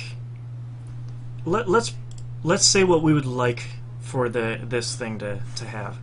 So for me, Insect Chunk says next generation Pizza Hut app. Zing. I would Get like your it, Doritos mobile. Yeah. It's gonna be instead of Doritos, it's gonna be Taco Bell now. It's gonna be Axe It's, Body it's gonna Spray mobile. Xbox Locos. I'd buy it. Yeah. As long as they have a Cool Ranch version. For me, I would like feature parity between this and the PS4 at the very minimum, and no always-on requirement. Yeah, That's that's pretty really much two all I major want. requirements. Yeah. It's pretty much a given that it's going to be an x86 chip at this point. That seems to be the Yeah. direction everyone's going in. That seems like the smartest choice. Yeah, I would like to see them. This is less the hardware. This is more. I would like to see them try to outdo PlayStation Plus with the Xbox Live Gold. Oh, yep. Please I feel would free. really, yeah. I would Yeah, really like to see them up their ante on that because I think they Yeah. could. And, If they and put we're their already paying. They already have this service in effect with Xbox Live Gold. So Yeah. I mean, you already have the framework there. Just start giving us free stuff. yeah, Yeah, Not that's very all we good. want. We just want Well, free things from everybody. It's Well, not that it much to ask. I'm not so much free things because we are paying for Live, but I would like Yeah. some perks that PlayStation Plus provides. Yeah. Yes. And just, I mean, I can't really say what I want it to be because it's like the PlayStation 4. Like, I didn't know I wanted half the stuff they had until they said it. Yeah, and then you were like, "Ooh, yeah, PS4." Of course I want that. I've always wanted that. I would love to see some sort of backwards compatibility with the arcade games, but I don't know how easy that's going to be switching CPU architectures. Yeah, I wonder if that stuff seems easier than on disc games because it seems Yeah. like you could make some sort of translation between the old XNA and then whatever they're going to be using now. Yeah, I mean, they probably could run some sort of translation layer because there's, given the requirements of the current Xbox, or the specs of the current Xbox and the proposed specs of the new one, you'd think they'd have some extra room to run something like that. Yeah. Well, I but heard a rumor that there was supposed to be some plug-on thing for backwards compatibility. That's the rumor that's been going around. This plug-on thing that plays 360 games and like boosts the processing capability of the next Xbox, and that sounds. That sounds like a 32X. Yeah, that sounds kind of crazy. Like, I mean, they entirely Hey. might be like, oh, here's play your 360 games on this box thing. You could be Knuckles, Halo. Yeah, it's just, yeah, exactly. Like, I don't. That sounds weird. No. Oh God. Good times. Oh, I love it. You could be Knuckles. All right, let's move on to the next news story here. Second, You could be Knuckles, Chief. the second / maybe final THQ auction happened. $6.55 million sale of the IP assets breaks down in this way: $4.9 million from Nordic Games Licensing. Got the rights for Darksiders, Red Faction, MX vs. ATV, and other software and licensed software like Destroy All Humans, Summoner, Marvel Superhero Squad, Supreme Commander, stuff like that. So that's a lot of stuff, especially like Yeah. Darksiders, Red Faction, and MX vs. ATV, which is a bigger game than I think a lot of people give it credit for. Oh, it sold Yes. like crazy. It was one of them was bundled with the PS2 at one point. Yeah, exactly. It's like MX vs. ATV 3 came with, I think it was right when they launched the Slim PS2. It was like a holiday bundle, and it sold gangbusters. Yeah, so it's been really interesting. It's sort of unfortunate that Crytek didn't get the Darksiders license, Yeah. but it sounds like they didn't want it for Yeah. whatever reason. So Nordic Games Licensing isn't really a bad publisher. They've been publishing a whole bunch of games over the last decade or so. So I think it seems like that stuff is in pretty good hands. That's good. I would like to see them do something with the Destroy All Humans license, because I remember playing the first game. That first Destroy All Humans game is wonderful. And I think you could make something, XBLA, PSN, make a short little bite-sized sort of platformer shooter thing. I don't think that would be impossible. No, not at all. The next sale, $1.35 million, goes to Gearbox Software LLC for Homeworld. Which that's a weird place for that game to land. I'm going to have the unpopular opinion that I'm really worried about Homeworld now. They came out front and they said, we want to make... our first order of business is putting out Homeworld 1 and 2 on modern systems. So, like good old games, Steam and stuff like that. Now that they have the rights, they want people to play Homeworld 1 and 2 because they're really effing good. Yes, that's awesome. That's great stuff. My concern is Homeworld going forward. I would like to see a Homeworld 3 game. I don't want to see it from Gearbox. Yeah, and if you would have asked me a year ago, I would say, "Oh yeah, Gearbox. They're a good developer to have it end up at." And now, after the Aliens debacle and Duke, and Duke Nukem, and Duke, you can't blame on them entirely. I mean, there's they could have said, "No, we need to scrap this and start over." That's what they should have done. And their treatment of Borderlands 2 has been kind of questionable lately. So I don't have. I'm in the same boat as you. I don't have the same high level of confidence that I had in them before. So that's exactly where I'd love for them to come out with a brand new Homeworld game, make it look astounding on PC, and just make it stupendous. But I can't put my pre-order in now. Yeah. We keep the expectations low. See what happens. Yeah. $0.3 million from 505 Games, which I did not know was still a thing. around, Okay. for Drawn to Life and Drawn to Life: The Next Chapter. They made off like gangbusters on that one, because Drawn to Life is a much bigger game than $300,000. I think they can put out another game like that on the Vita and the 3DS and make nothing but money. And this is the same thing with who bought Homeworld? Crytek, was it? I think so. I think it was Crytek. Taking a game that was pretty good and just making a lot of money off of something like that. Oh, Homefront. I was confused for a second. They bought Homefront. Gearbox bought Homeworld. Yeah, I might have said it the wrong way. Yeah, I do that all the time with those two series. So I think Homeworld's an RTS, like a space RTS, like 3D. It's an amazing game. Yeah, I can't wait for people to be able to play it now that it'll come out on stuff. But nice. I think 505 making that purchase is a really smart purchase. I think that's a game that you make it well enough for long enough, and you make a lot of money off of it. Yeah. Moving on to the next news story, the Thief reboot. There's a lot of rumors that it might be having some problems. This is a news story we usually don't talk about, but I think when we were talking before the show, it's surprising after they just unveiled it a month or two ago. It hasn't been more than a couple of months. And it wasn't a quiet unveiling. I mean, you're talking cover story on Game Informer. Yeah, I mean, it was Thief coming back, like Thief. We added this one in late. Hannah, I know you're a bit more familiar with the story than I am. What's the high points of what's going on here? Effectively, what it sounds like is it's kind of a top-down sort of thing. So Square Enix has been having trouble, as we all know, because the Realm Reborn and just they're not hitting what they're kind of. I wouldn't say they're ridiculous, but they're slightly higher than average expectations of some of their sales targets for things like Tomb Raider and other games. And games and their own internal games just not coming out. Yeah, they're not making any forward movement on this. Well, apparently Eidos Montreal's been working on this Thief reboot for 5 years.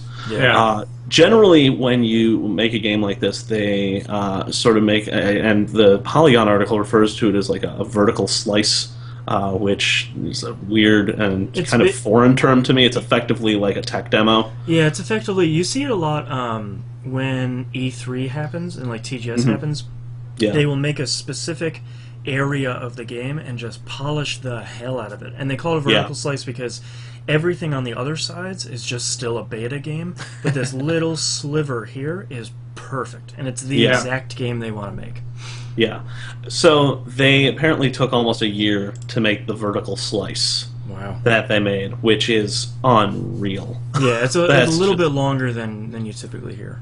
And there's apparently there's been like I haven't had a chance to really dig deep into the story, but there's been some higher up positions in IDOS that have just people have quit, people have been gotten rid of, and they are having a lot of creative conflict internally on the team, and it just sounds like the game's not in limbo, but apparently the vertical slice doesn't work on the current iteration of the engine.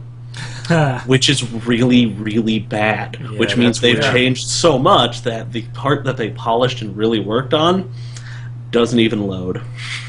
This is so weird because, like, it seems like Thief was a fairly impactful series originally, even though it wasn't terribly popular. It was reviewed very well, and the people who did play it loved the hell out of it. It was very niche, but it was very important. It was also one of the original Unreal Engine games, too. Yeah, and it was a stealth game that was done really right. And really focused on true stealth instead of stealth until the enemies find you and then shoot them all, right, guys? But it seems like a really good time for a new Thief game to come out. It's been long enough. There's a lot of cachet behind the name. And it's a lot easier to do stealth games now. And I'm just so surprised I keep hearing that there are problems, because it seems like make another Thief game. IDOS did really well with their recent reboot of Tomb Raider, which they also worked on for 6 or more years. Yeah. When this show was starting, we were talking about rumors about this crazy open world Lara Croft game, and now it's out. Wow. But it's surprising. It's kind of a bummer because I'd like for another Thief game to come out.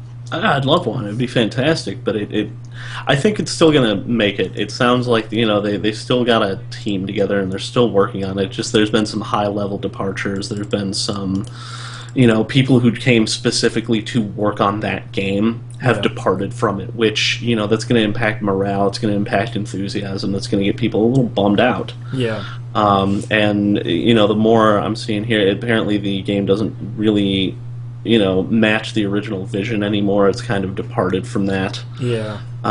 Which, you can take that with a grain of salt because, all these games, a game, even as an art, is still a commercial art form. You still have customers to please, no matter what. But I think they got to look at it, they got to take the lesson of Duke Nukem, because you can't cling to what you've already created. That's clearly the problem that Duke had, is they refused to let assets and ideas go. And they just kind of kept dragging it up through the iterations of the game, and then you get left the game with that kind of belonged in the past. Yeah, that's exactly what Ian Cost was asking in chat, saying, is Thief going to be the next Duke? I mean, you have to, as a studio, you have to keep moving forward with games. And I think there's certainly a niche for classic games that are a lot more hardcore, games that harken back to what gaming was in the mid to late 90s, but if you want to make a new Thief game, you probably need to make it a little bit more accessible, and you probably need to make it a different game from what it used to be, because otherwise it turns into another Duke, where it's a game that nobody wants to play anymore. Yeah. Interesting. I guess we'll keep an eye on this, but I was sort of hopeful for Thief when it got announced, but things are starting to look a little rough. Yeah, veneer's starting to crack, and you're starting to see what's underneath, and it's not looking too hot. Yeah. And our last news story here, there's a bunch of PSN store updates. So the biggest one is you can now download stuff to your PS3 and Vita, put in your download queue from the PlayStation Store website. It's totally sweet. Yeah. So, I'm that's always a huge thing for me when I'm sitting there at work and taking a break and like reading a news story. We're like, oh, this is out this week on XBLA. And it's like, oh, I just bought it from the web. Crap, that's $15. Especially for since most of us are PS Plus members, we can see that news story. It's like, oh, here's all the PS Plus stuff. Q. I'm good. So super happy that they keep investing in their infrastructure for this, and that makes me feel a lot better about the PS4 as well. Yeah, absolutely. If they're building in this stuff now, then that's good stuff for the PS4. Absolutely. And I think that's all the news stories for this week. Kind of a quiet week, so let's take a break. I can't believe they axed online from Guilty Gear. I was going to buy that too. That's just such a bummer, because that game online, all of Arc System Works games online are just buttery smooth and fantastic. Yeah. They got some sweet netcode going. Yeah, however they do their dark magic, I don't know, but it's totally worth it. It's like them and I think Valve probably has some decent dark magic in their back end for their networks, and Bungie. Oh god, if Bungie just release a toolkit that is your matchmaking and your networking and your exactly. Just release your netcode and let everyone use it, because it's amazing. That's the best thing of the Halo games, is the fact that everything's just so seamless with that.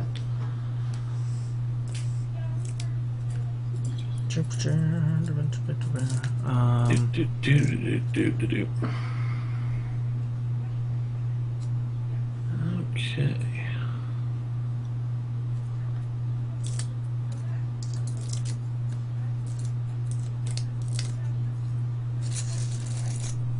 Alright. Let me pull up emails here.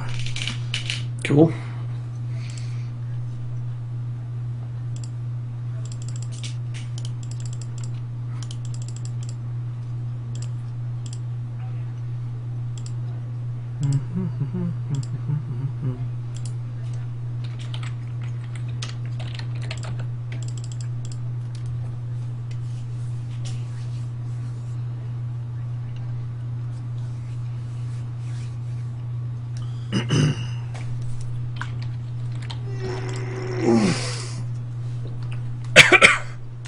Oh, I'll be right back.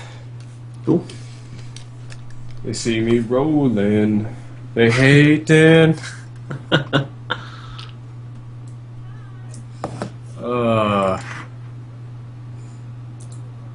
Alright, yeah, it's fine. I'll restart Steam, you douche.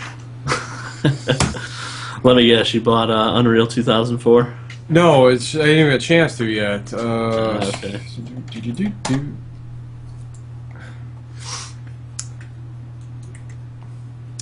Poppin' tags.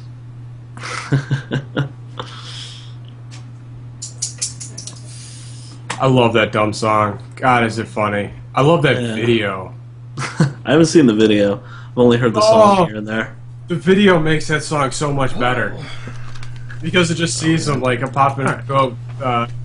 Is like, he's got this giant coat, he flips it up, and all this, like, stuff flies off of it. Like, damn, it's a cold ass honky. Alright, you guys ready to wrap this piece up? Yeah, let's do it. Alright. Starting in 3, 2, 1. Let's talk about emails. Emails. Kevin from Cincinnati writes, "Hey guys, since you are the connoisseurs of Metroidvania-type games, maybe you can give me some advice." We will certainly try. Yes. I love the gameplay of these types of games, but I always seem to get lost and can't figure out where to go. This usually turns me off, and I never pick up the games again because of the fear of getting lost and losing interest. Even games with maps, I still get turned around. I'll spend hours trying to figure out where to go and gain no progress. The only Metroidvania game I've ever finished was Shadow Complex, and that was because it had a guideline. And at one point, the line led me to a dead end, and I didn't pick it up until a year after before I finished it. Ooh. I I really, and I mean really, want to finish games like Super Metroid, Metroid Zero Mission, Metroid Fusion, Symphony of Night, Dust, and after hearing you guys talk about Guacamelee, but I just always get lost. Hell, I've even gotten lost in Metroid Prime, which I was having a blast with until I get lost. My sense of direction is pretty awful. So please, guys, any help would be appreciated. Keep up the good work on the show. Listen every week to and from work. It keeps me going. Well, thank you very much. Find a FAQ. Yeah, that's the biggest thing. Like, there are so many for Metroidvania games that it's so easy to make a map that they will color code saying, you know, if you're running into the blue doors, get this blue key over here, and then it'll allow you to open all of this stuff. If you do have a bad sense of direction, those games are going to be tough, because a lot of it is, okay, I ran into this thing that looks like I need to have the double jump for. I should probably remember that it's over there, and then when I get the double jump, I need to go back to places that I sort of remember where they were, or it looks like there's a passage up there that I couldn't get to before. You know, because the biggest thing about Metroidvania games is it's basically you get small chunks of the map that keep getting bigger and bigger as you get more and more abilities. Yeah. And if you're having trouble internalizing a lot of that map stuff, then it's going to be hard, but there's never any shame in any game looking at a FAQ. No. I mean, if you're having trouble playing a game that you paid for, who cares? You know, you got stuff to do. Yeah, you probably want to finish it, and if you're having problems trying to figure out how to finish it, just look at a FAQ. You know? Yeah. No big deal. Nobody's judging you. So. Okay. Yeah, I agree. It's really tough. I've done it. I've lost in Guacamelee right now because I don't know where I'm really supposed to go. But like a lot of mental, like I'm visiting a lot of same places again. I think part of the draw for those games is being so familiar with these maps that you kind of, by the end of the game, you're like, okay, I need to go down here, and you're just kind of, you feel like you're part of that world, and it's just a matter of just getting your bearings. Yeah. And even then, just like explore. If you know you've been to a spot but you've gotten a new power sense, just hop back into an area you've been to and just look around. I found entire like extra areas in Guacamelee by just going back after I got all the powers and just going, oh hey, I can totally go up this thing now, and oh look, it's like an entire like puzzle platform section that gets me some bonus. Yeah, I did the same thing. Actually, just that recently where I found a room where it had like a dungeon that went straight down. It was like Los Polos training pit or something. Every level you go down, you got to fight a bunch of enemies and go down to the next one. There's more enemies. Like, I didn't even know this was. You couldn't tell it was there by just looking at the world. Yeah, like, I just walked into a wall. It's like, oh, okay, that's a cave. Yeah. That thing is tough too. Yeah, especially when I don't have any health really upgraded yet. Oh no, you got to get all that going, man. Yeah, so Metroidvania games are great, and if you're really interested in playing them, just. Ian Cost in chat says F Pride, fack it up. Yep. Just do it up. Beans Fury in chat asks, how secure are you with Nintendo after seeing their profit expectations being met by only 50% and only 17 games announced until the end of the year? I never really worry about Nintendo because it seems like this is the same thing every year. You know, they only have a handful of games coming out in the year, and they're sort of not making a ton of money, and I think they Iwata said it best or it was either Iwata or Reggie, I don't remember. Said it best by saying, like, we didn't work hard enough to educate people on the Wii U, which duh. But you know, I think that's the first step into making the Wii U more successful and more profitable, because it was profitable out of the gate. But I think making it more successful, I think, really hinges on educating people. No, it's not just the Wii again. It's the stuff you loved about the Wii and all of this other stuff, and that you can play all your old Wii games and use your old Wii remotes, and, you know, educate people about the savings and what they're really getting. Yeah. So. And you can doomsay Nintendo all day long. The fact of the matter is, every single system they sell makes them money, which puts them ahead of everyone else. Well, I mean, and I think a lot of their earnings are skewed for how well the Wii did originally. They got Wii FU money. Mhm. Like it Oh, pretty yeah. much is the way it looks like right now is. They have to be flush with cash. They sit there and they'll put their projections based on their previous system, which, granted, at this point it kind of seems like more of an anomaly at this point, like right price, right console, right time. Whereas this isn't the exact same market structure that they released that in the first place. And I think Toxic Joker brings up a really good point in chat. Says that he's not secure at all with the fact that they're not going to be at E3 this year, which he finds pretty troublesome. I think at this point, Nintendo's been doing a really great job at those Nintendo Direct things they've been doing every month. They don't need E3. They can on the web stream a full E3 every month to gamers. And for every month, they get to be the biggest news story, where it's like, look at all this crazy new stuff Nintendo has, instead of being, look at all this crazy video game industry stuff, and Nintendo, yeah, whatever, they're doing these couple things. You know, they get to be the story for new games for that month, and instead of being just one part of it. Beansbury does bring up a good point, that Nintendo Direct is directed at people who already know about it.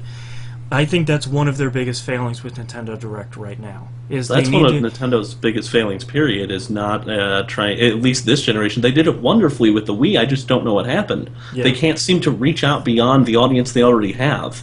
And they did it so well with the Wii. Yeah. I mean, you had people who had never played video games in their lives buying that system. Yeah. And they need to, if they can get that back, I think they would be in a much better place. Yeah. They'd be back at the place they were before with the Wii. Yeah. Yeah. So, I don't know.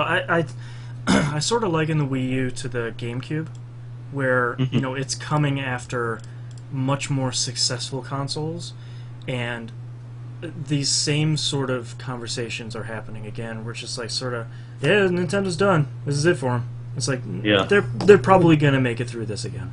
Yeah, and the 3DS is doing fine. Yeah. 3DS had some stumbles at the beginning, but it's doing well enough now. Next email here from Ian. He says, "Hey TVGP, if you get some Donnie, some Knobs, Hannah, and the boss on TVGP, then baby, you got a stew going." 2 thumbs up. Says, 2 questions, gents. Number 1, is there any chance of Donnie ever making a cameo on the show? I mean, it's Donnie.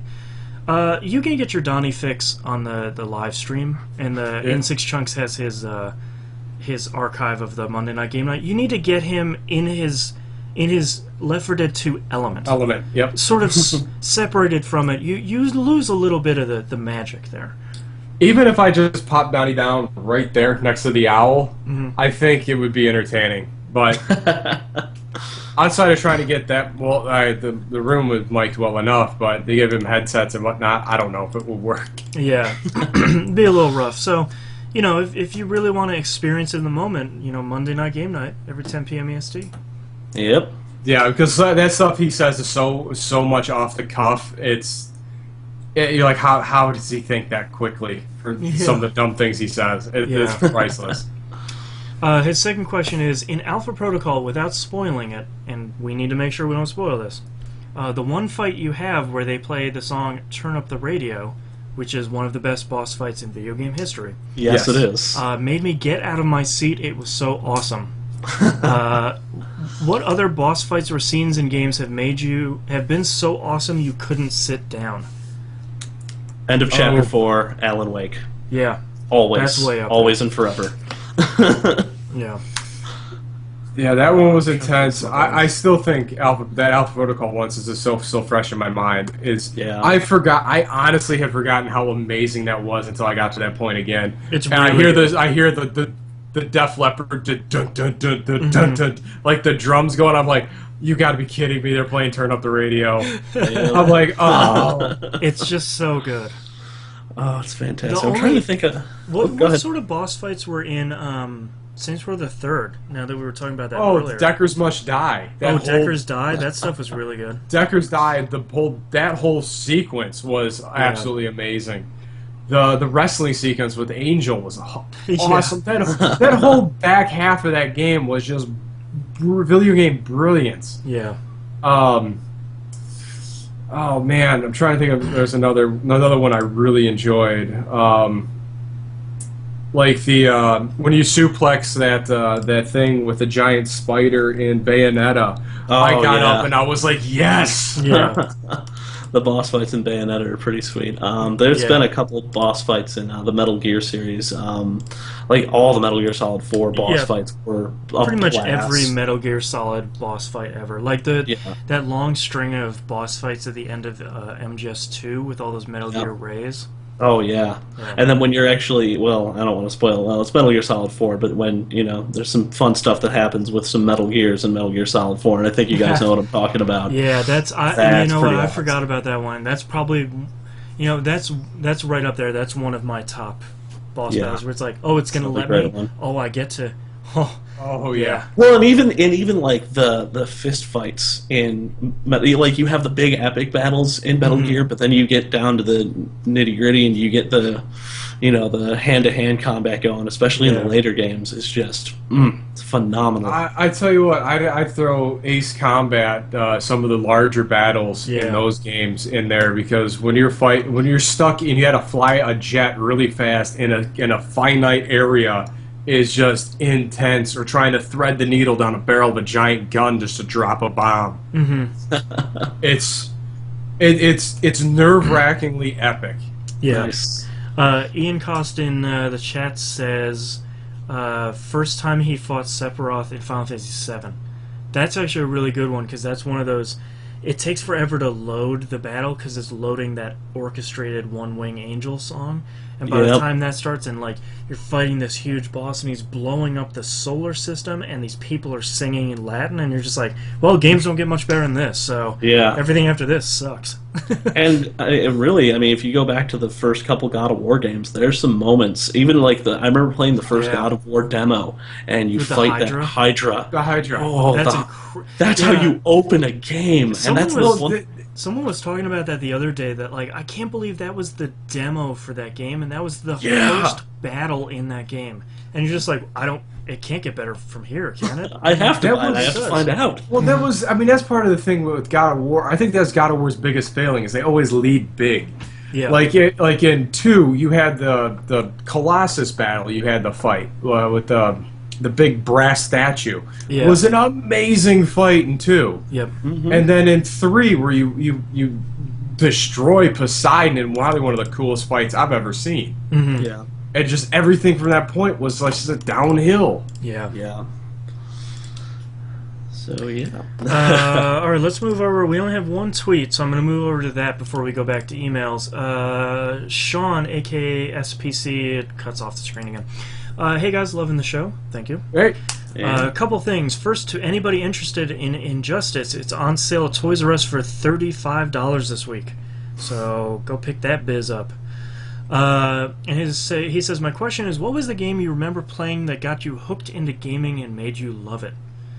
I think we've talked about this before, but I think it's been a while. Mine was Final Fantasy 1 for the NES. Like, I've been gaming for a while before, and my dad had all these PC games, and we had an Atari 5200. And I loved Congo Bongo, my first Sega game.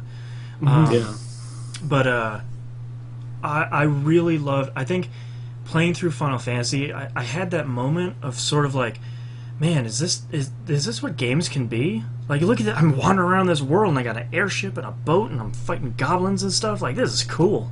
Yeah. I think for me it was probably Space Harrier on the Master System. Ooh, because it was so different from anything that I'd ever seen. Because like that was a big moment at Best Electronics, where they had like the old school rear projection TVs that were the size of a house or a dresser, and they had Nintendo's. They had Super Mario Brothers playing on the left, and there's Space Harrier playing on the right. Just the demo screens. I was like, I've never seen anything like this. What do you mean things are moving at you? Yeah, like they're coming right at me? And after playing that, and just how hard it was. Was that one of the 3D glasses games too? No, that came out later. I actually have the 3D glasses for the Master System. We had to plug it in the card slot and put them on. Yeah. But yeah, Zaxxon 3D blew my mind. Maze Hunter 3D was another one that just was like, holy cow. Yeah. Yeah. But Hannah, Go ahead. Yeah. Han, what about For you? me, it was kind of twofold. The thing that got me into PC gaming was the original Doom and doing deathmatch with my Yeah. friend and his brothers Yeah. because his dad was, he was a network dude in the early '90s, so he just had equipment lying around. He had all these computers all hooked up together. Yeah, and I was like, wait, well, how are you up there and I'm down here, but we're playing this game? Well, how does this work? Like, I'm shooting him in the face. This is awesome. Yeah, and it's amazing. Who cares? Yeah. I have rocket launchers. Let's do this thing. But the one thing that got me into console gaming was because I had gotten a Sega Genesis for Christmas, a year or two before Comic Zone came out. Oh yeah.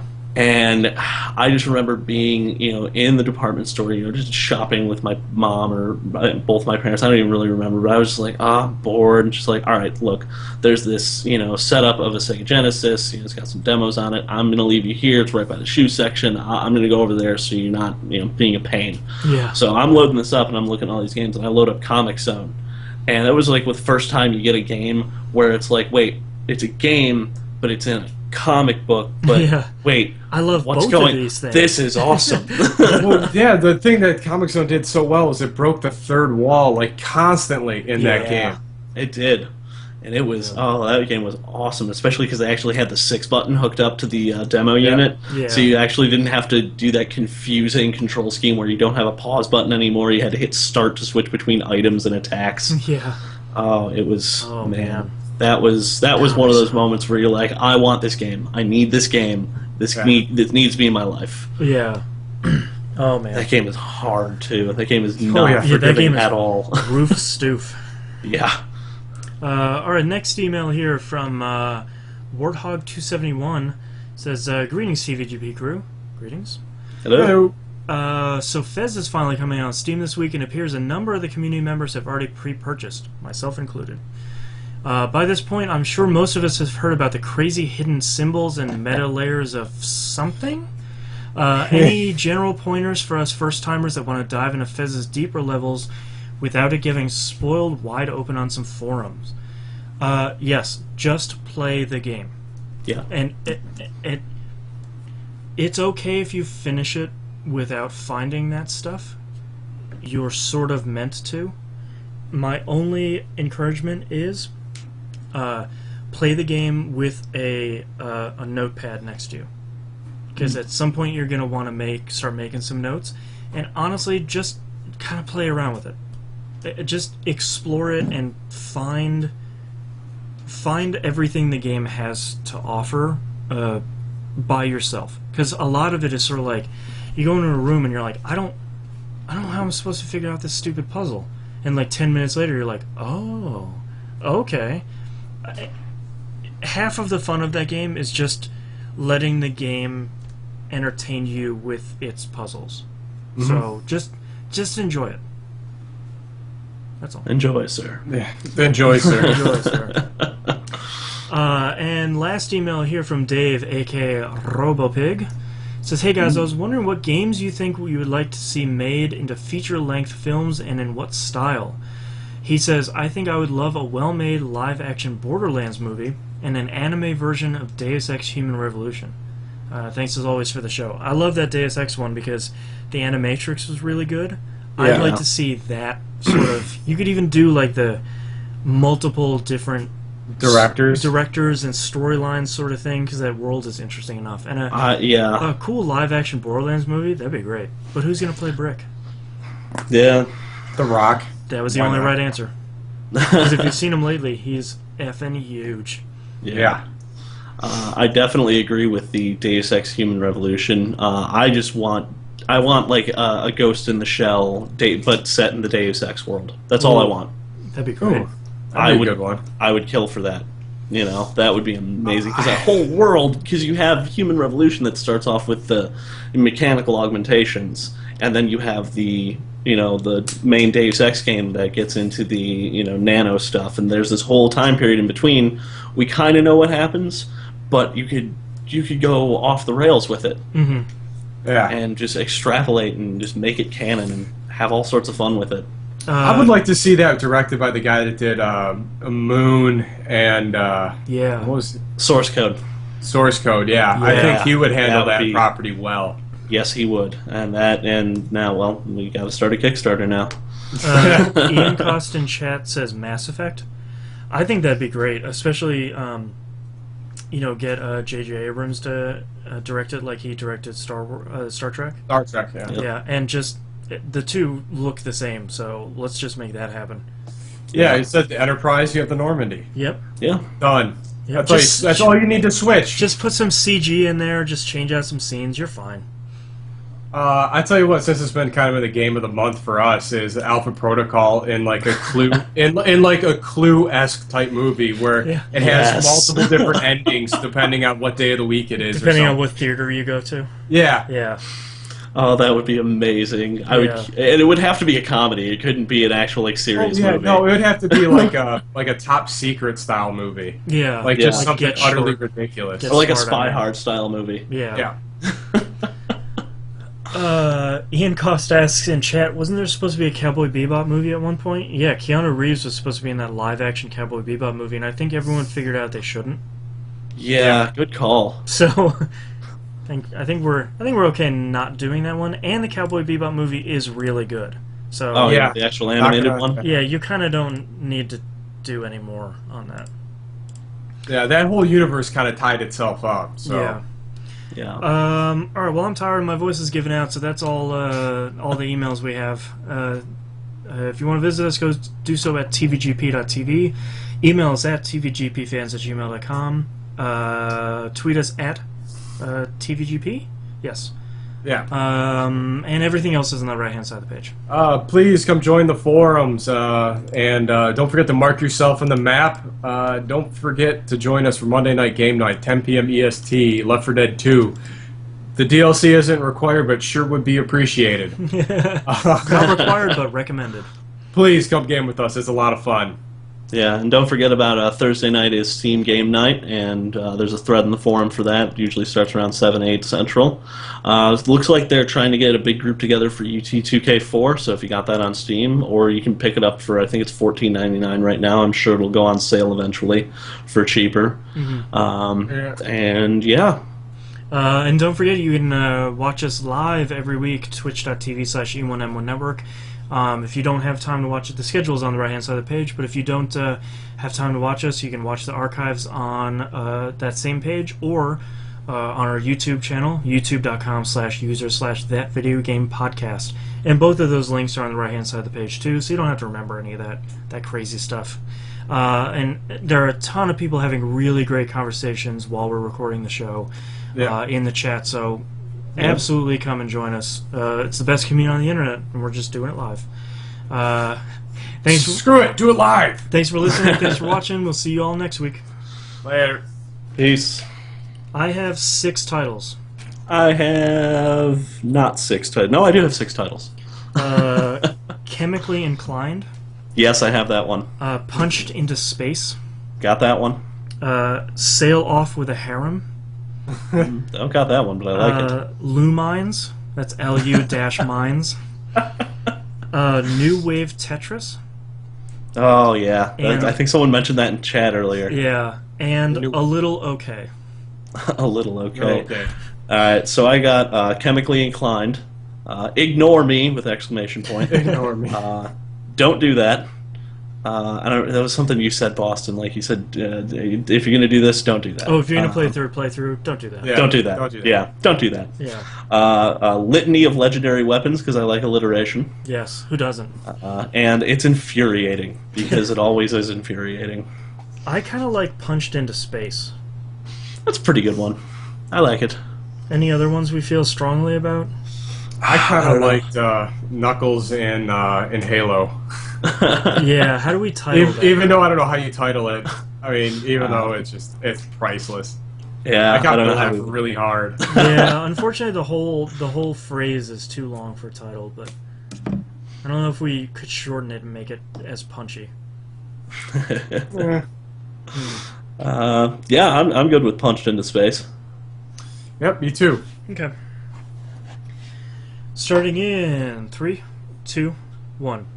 This is That Video Game Podcast, episode 288 for April 29th, 2013. Punched into Space. Ignore me! To the moon! All right. Thank you very much, everyone, for joining us and watching us and chatting with us. Always a pleasure Indeed. to have you. Thank you very much for watching us do this really dumb shit. See you next week. Peace. Later. Later.